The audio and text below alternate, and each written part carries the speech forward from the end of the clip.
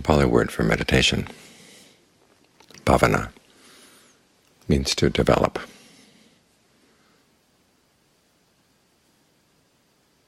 Let's just sit here focused on the breath. We're trying to develop good qualities in the mind. Mindfulness, alertness, ardency.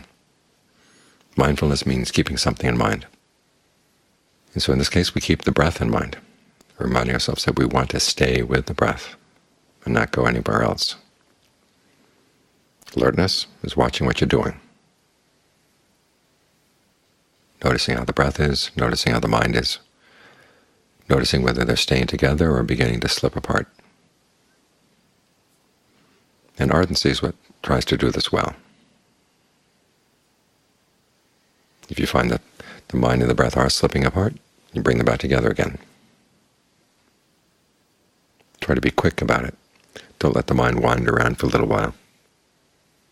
There's an unfortunate tendency that many of us have with sitting for a whole hour, thinking, well, I have a whole hour to do this, so I don't have to be that strict with myself at the beginning. But that doesn't work. You want to make the most of the entire hour. So as soon as the mind wanders off a bit, come right back. While you're with the breath, you're trying to be as sensitive as possible to how the breathing feels. This quality of ardency is the discernment factor in mindfulness practice. In other words, you're working on a skill, and it requires that you observe carefully what you're doing and try to figure out how to do it well. It's also what moves mindfulness practice into concentration practice. The combination of ardency and alertness turns into what's called evaluation. It's one of the factors of the first jhana. And of course, mindfulness becomes directed thought. You keep directing your thoughts to the breath. And then you notice how it feels. Does the breathing feel good? If it doesn't, you can change. The Buddha talks about breathing in a way that gives rise to rapture, breathing in a way that gives rise to pleasure, which means you're not just watching the breath willy-nilly, do whatever it might want to do. You take what you want it to do, which may be to get it longer, shorter. You can try in long, out short, especially when you're feeling tired, or in short, out long when you're feeling nervous or on edge, when you feel like the mind needs to be calmed. And then you can try deep and shallow, heavy and light, fast, slow. Try to find what combination of those qualities feels best for the body right now. And if you can't figure it out, just pose the question to the mind, what would feel really good right now, and see how the body responds. In other words, even though we're trying to get the mind to settle down and be quiet, we have to think our way to quietness. That's what the directed thought and evaluation are all about. It's the mind's way of talking to itself. And here we're giving ourselves specific things to talk about. Is the breath good? If not, what can be done? If it is good, how do you maintain it? And how do you maximize the pleasure that can come from the breath? The Buddha talks about being aware of the whole body, breathing in, the whole body breathing out, and calming the effect of the breath on the body. And one good way of doing that is to think of the breath as not just the air coming in and out of the lungs, but the whole energy flow in the body, which can be anywhere in the body at all, in the nerves, in the blood vessels, going through the muscles, out to the skin. When the breath feels good, think of that good breath energy spreading down through the whole body, down the spine, out the legs, down the shoulders, down the arms.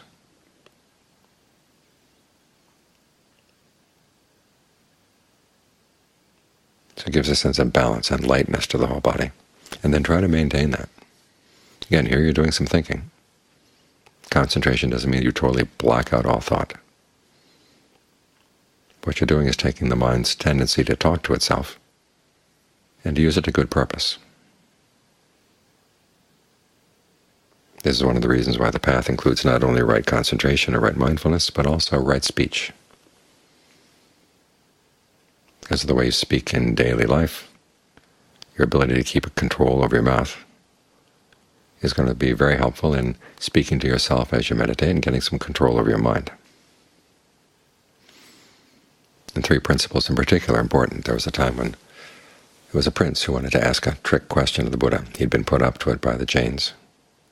Would the Buddha ever say anything unpleasant?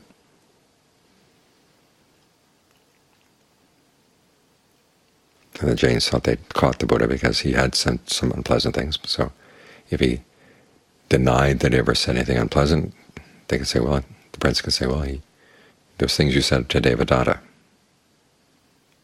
that he was destined to hell, that was very displeasing to Devadatta. And if the Buddha would admit that, yes, he would say displeasing things, then the prince could ask, well, what's the difference between you and ordinary people on the street? They thought they had the Buddha.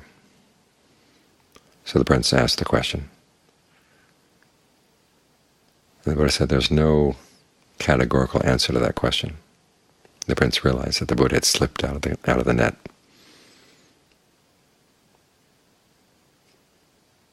And the Buddha asked some questions of the prince. The prince had a baby boy in his lap, and the commentary suggests that he had the boy there.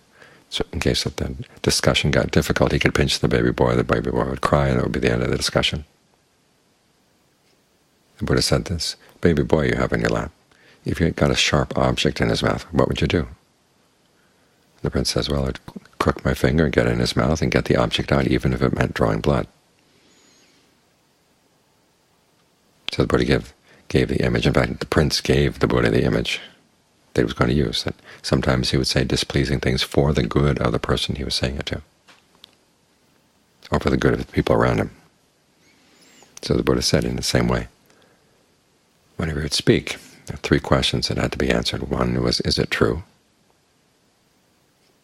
And then two, if it was true, then the next one was, is it beneficial? And then three, is this the right time and place for that? There's the right time and place for gentle speech, and there's a right time and place for harsh speech, displeasing speech, which, by the way, is not harmful to people. If it's beneficial, there are cases where harsh, unpleasant speech can be beneficial. If the thing he was going to say passed all three tests, then he would say it.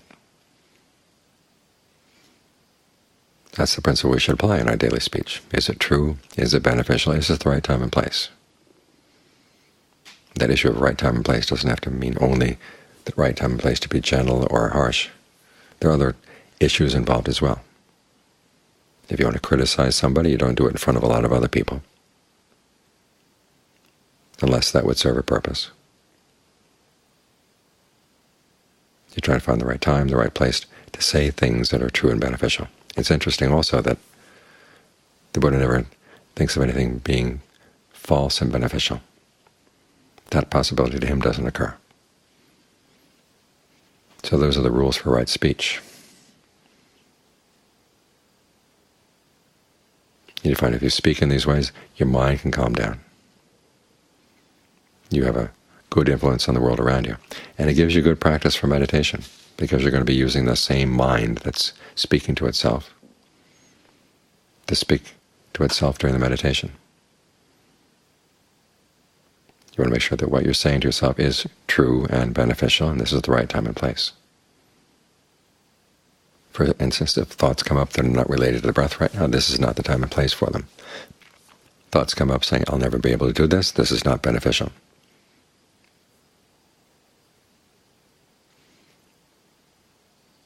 So make sure your speech to yourself as you're meditating is true, beneficial, and use the right time and place. This way you get control over your thoughts. They get more and more focused on getting the mind to settle down. As the breath gets more comfortable, that sense of ease fills the body. There's less and less need to talk about it. The only need is to just maintain, stay with the breath, stay with the breath. It requires less and less active thinking. Until finally you're getting to the point where you don't even speak to yourself in full sentences. It's just breath, breath.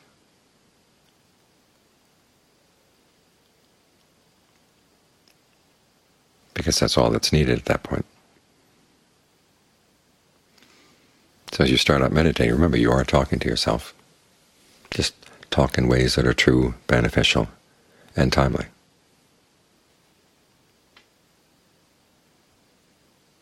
That's the kind of speech that leads to right concentration.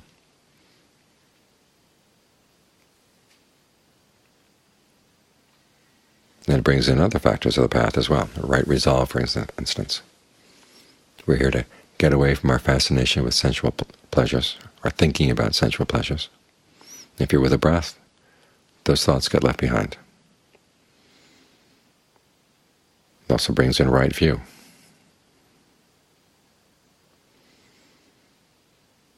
If things are not going well with the breath, you ask yourself, what am I doing to make it uncomfortable, and what can I do to make it more comfortable? That's thinking in terms of the Four Noble Truths. Try to comprehend the stress or the suffering. See what's causing it, abandon the cause, and then develop the path, the qualities that are needed to put an end to the suffering, put an end to the cause.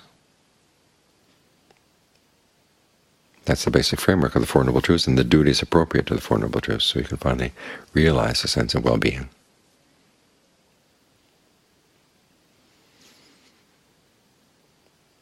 So when you meditate, you have to think.